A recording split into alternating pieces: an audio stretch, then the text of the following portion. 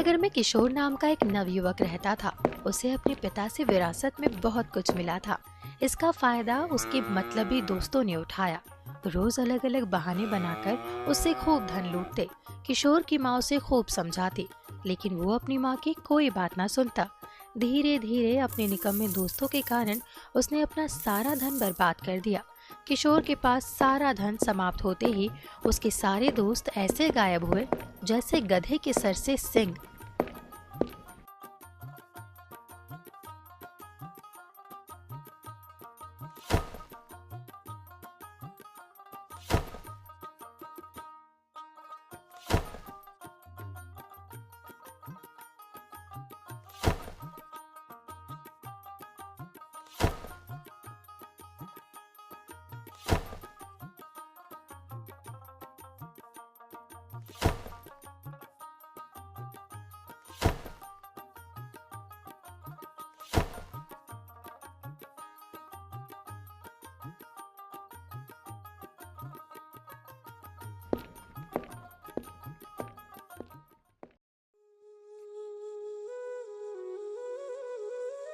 बेटा, दुखी होने से अब कोई लाभ नहीं है। जो होना था वो तो हो चुका। अगर तुमने मेरी बात मानी होती तो आज तुम्हें ये दिन नहीं देखना पड़ता। माँ, मुझे इतना दुख तो धन के समाप्त होने का नहीं है जितना मेरे दोस्तों का मुझे धोखा देने का है। माँ, मुझसे गलती हो चुकी है, किंतु अब मैं क्या करूँ? अभी भी देर नहीं हुई है। तुम चिंता मत करो। मेरे पास कुछ जेवर है। तुम उन्हें बेचकर कुछ काम धंधा शुरू करो। लेकिन खबरदार, अब अगर तुमने किसी मतलबी इंसान को अपना दोस्त बनाया तो। ठीक है माँ, अब जो तुम कहोगी मैं वही करूँगा।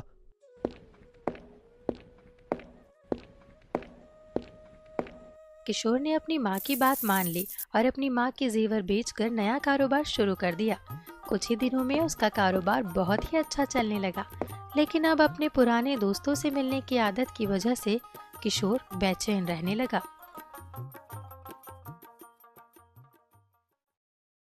माँ, मैं अपने दोस्तों के बगैर नहीं रह सकता। तुम अगर दोस्तों के बिना नहीं रह सकते तो मेरी एक बात मान लो। तुम रोज एक नए दोस्त के साथ अपना समय गुजार लिया करो।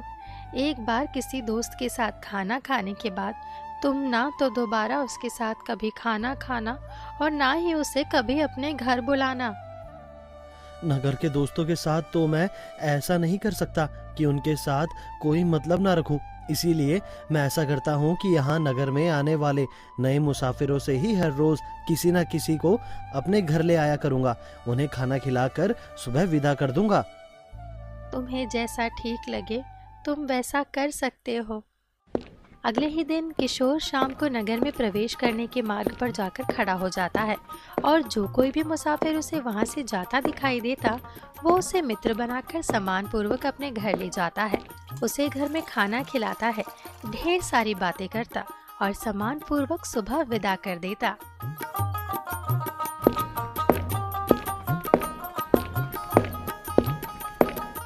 देखा, मैंने कहा था ना कि धीरे धीरे तुम्हारा उन मतलबी दोस्तों से पीछा छूट जाएगा। तुमने ठीक कहा था माँ, मुझे नए नए दोस्त बनाने में बहुत अच्छा लगता है और मेरा मन भी प्रसन्न रहता है। एक दिन किशोर जब किसी नए मुसाफिर के इंतजार में बैठा था तो उसे सामने से एक सौदागर अपने नौकर के साथ आता दिखाई दिया। दरअसल वो सौदागर नगर का राजा था जो नगर का भ्रमण करने के लिए भेष बदलकर महल से निकला था। प्रणाम मित्र, क्या तुम आज मेरे घर चलकर वहीं पर भोजन कर सकते हो? तुम कौन हो और मुझे भोजन का निमंत्रण क्यों दे रहे हो? मित्र, मैं हर शाम नए मुसाफिरों को अपने घर ले जाता हूँ, उन्हें भोजन कराता हूँ और सुबह सम्मान पूर्वक उन्हें विदा कर देता हूँ। इससे मुझे संतुष्टि मिलती है। ठीक है मित्र, तो मैं अवश्य तुम्हारे घर में भोजन करूँगा। किशोर की बात सुनकर राजा उसके घर जाने को तैयार हो जाता है। किशोर की माँ भोजन लगाती है और सभी भोजन करते हैं और किशोर महाराज से ढेर सारी बातें करता है। महाराज किशोर से पूछते हैं, मित्र, ऐसा क्या कारण है कि तुम हर शाम किसी न किसी मुसाफिर को भोजन कराते हो? किशोर ने अपनी धोखेबाज मित्रों की सारी बात राजा को सुनाई। मित्र, ये मैंने अपनी माँ की ही दी हुई नसीहत से शुरू किया है। इससे मुझे बहुत प्रसन्नता मिलती है और मेरा मन बिल्कुल भी दुखी नहीं रहता। मित्र किशोर, जो तुमने हमें ये दावत दी है और अपने घर में आश्रय दिया है, इसके बदले में मैं आपके लिए कुछ करना चाहता हूँ। भगवान ने मुझे सब कुछ दिया है, मुझे किसी चीज की कोई कमी नहीं है, बल्कि मैं तो आपका एहसानमंद हूँ कि आप मेरे घर दावत पर आए। मित्र, माना कि तुम्हारे पास किसी चीज की कोई कमी नहीं है, लेकिन फिर भी अगर तुम्हारे मन में कोई भी इच्छा हो तो तुम मुझे बता सकते हो। मित्र, वैसे तो मुझे कोई परेशानी नहीं है, पर मेरी एक इच्छा है, लेकिन आप उस सिलसिले में कुछ नहीं कर सकते। मित्र किशोर, तुम बताओ तो सही, तुम्हारी क्या इच्छा है?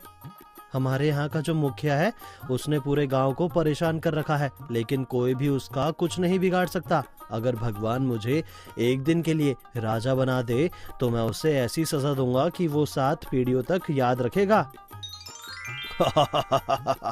भगवान करे आपकी इच्छा पूरी हो। चाहे जो भी हो, मैं इसे एक दिन का राजा अवश्य बनाऊंगा। फिर सभी सोने के लिए चले गए। राजा ने अपने नौकर से बेहोशी की दवा मंगाई और किशोर से छुपाकर उसके गिलास में डाल दी और वापस किशोर के पास आकर कहने लगे, लो भाई किशोर, तुम भी अपना दूध पी लो, फिर सोने के लिए जाओ।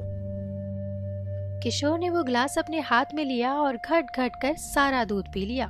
थोड़ी ही देर में किशोर बेहोश हो गया तो महाराज ने अपने नौकर को उसे महल ले जाने का आदेश दिया और स्वयं भी महल पहुंच गए।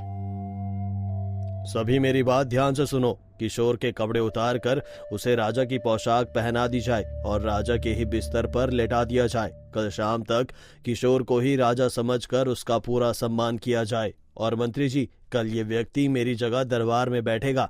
इसके हुक्म का पालन ऐसे किया जाए जैसे मेरे हुक्म का पालन किया जाता है।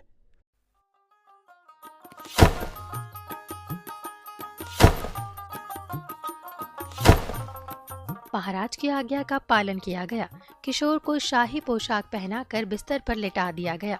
सुबह हुई तो एक नौकर ने किशोर को जागते हुए कहा, महाराज की जय हो। महाराज, सुबह हो गई है, अब आप स्नान करके दरबार में चलने के लिए तैयार हो जाएं। किशोर ने ये सुना तो वो सन्न रह गया।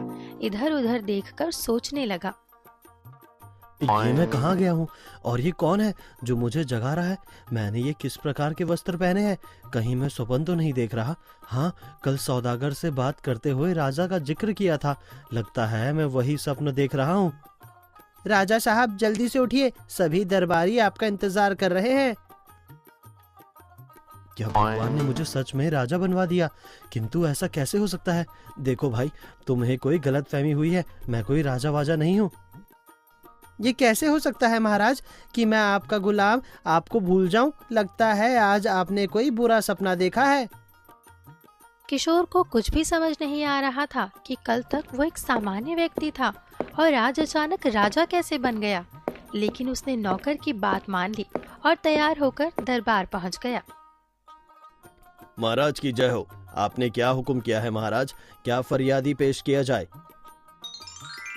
सर्वप्रथम मेरा आदेश है कि इस नगर के मुखिया को देश निकाला दे दिया जाए और उसे कहा जाए कि ये तुम्हारी सजा है जो तुमने राजगढ़ के गांव वालों को परेशान कर रखा है। इसके साथ ही राजगढ़ में रह रहे एक व्यक्ति किशोर की मां को 1000 स्वर्ण मुद्राएं दी जाए।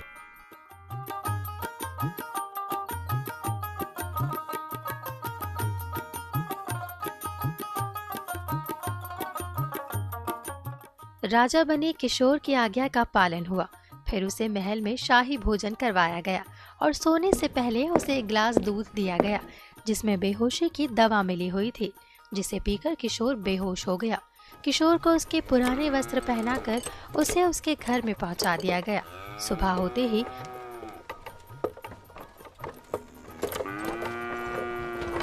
किशोर की आंख खुली तो वो आश्चर्य में पड़ गया। सैनिक, सैनिक, दासियां, सभी कहाँ हो? जल्दी आओ। किशोर जोर जोर से सभी को आवाज देता रहा, लेकिन कोई भी नहीं आया। थोड़ी देर बाद उसकी माँ उसके सामने उपस्थित हुई। क्या हुआ बेटा? हाँ किशोर, तुम ये बहकी बहकी बातें क्यों कर रहे हो? तुम किसे अपना बेटा कह रही हो? ये क्या, तुम अपनी माँ को नहीं पहचान रहे हो? कौन किशोर? अब तो मैं इस राज्य का राजा हूँ। क्या मेरा बेटा पागल हो चुका है जो ऐसी बहकी बहकी बातें कर रहा है? बेटा किशोर, तुम ऐसी पागलों वाली बातें मत करो। अगर किसी ने सुन लिया तो हमारी शामत आ जाएगी। और तुझे पता भी है, इस राज्य के राजा ने मुसाफिरों को भोजन कराने के लिए हमें इनाम में 1000 स्वर्ण मुद्राएं दी है।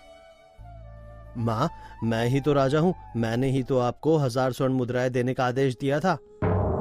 बेटा किशोर, अगर तुम्हारी ऐसी अजीब बातें पड़ोसियों ने सुन ली तो वो तुम्हें पागल खाने डलवा देंगे। क्या मैं सच में किशोर हूँ? हाँ बेटा, तू मेरा बेटा किशोर है। किशोर को कुछ भी समझ नहीं आ रहा था और अब वो बहुत परेशान रहने लगा। ना तो कारोबार को देखने जाता और ना ही नए मुसाफिरों को भोजन करवाता।